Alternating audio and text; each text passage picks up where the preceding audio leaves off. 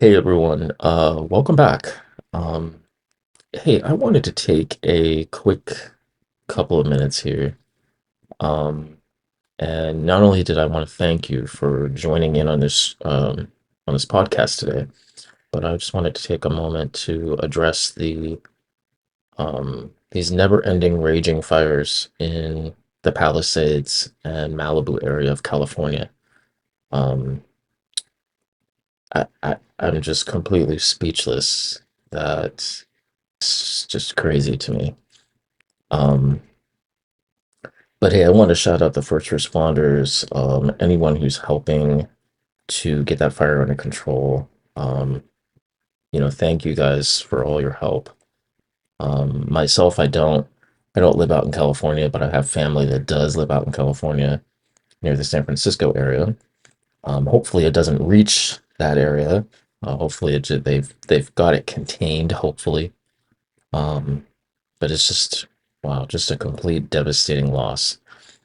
Um, so I just want to take a moment of silence for, the first responders, to the people who've lost their lives, to the people who've lost their homes in this devastating fire.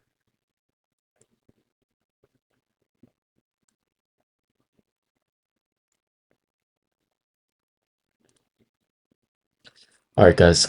Today, I thought we would dive into the raw and unflinching story of the Healy family, a seemingly perfect suburban family grappling with addiction, sexual assault, and the complexities of modern life. This is the powerful and provocative rock musical Jagged Little Pill. Jagged Little Pill is a jukebox musical with music and lyrics by Alanis Morissette and Glenn Ballard, a book by Diablo Cody with additional music by Michael Farrell and Guy Sigsworth. Now, the musical, inspired by the 1995 album of the same name, tells the story of the Healy family, a seemingly perfect suburban family facing a series of unexpected challenges. Alanis Nadine Morissette, or as we just call her, Alanis Morissette, is a Canadian American musician and singer songwriter. Morissette began her music career in Canada in the early 1990s, releasing a dance pop album titled Alanis. However, she achieved global success in 1995 with her alternative rock album, Jagged Little Pill, which sold over 33 million copies and won Morissette 4 Grammy Awards, including Album of the Year. A fun fact, Jagged Little Pill propelled her to become a cultural phenomenon and has been included on several all-time lists. By 1998, Morissette not only won 2 more Grammy Awards for her single Uninvited, she released her experimental album, Supposed Former Infatuation Junkie, which was highly anticipated and experienced similar success to that of its predecessor. And her next album in 2002, titled Under Rug Swept, not only marked the first time she was the sole producer of an entire record, but also the moment that she took further creative control on her future albums. Now, since her debut in the 90s, Morissette has sold more than 75 million records worldwide.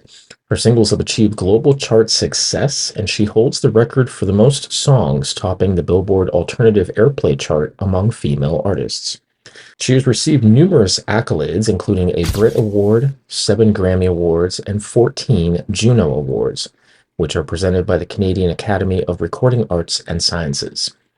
Now, not only has Rolling Stone described her as the Queen of Angst, but VH1 has ranked her the 53rd greatest woman in rock and roll. Now, the musical, based on her best-selling album, had its world premiere at the American Repertoire Theater in May of 2018. Now, fun fact here, the musical completely sold out its entire 79-performance run, becoming the highest-grossing and longest-running musical at the American Repertoire Theater. By December of 2019, all Broadway audiences really wanted was to fall head over feet. And that they did, as Jagged Little Pill opened at the Broadhurst Theater, running for 171 performances.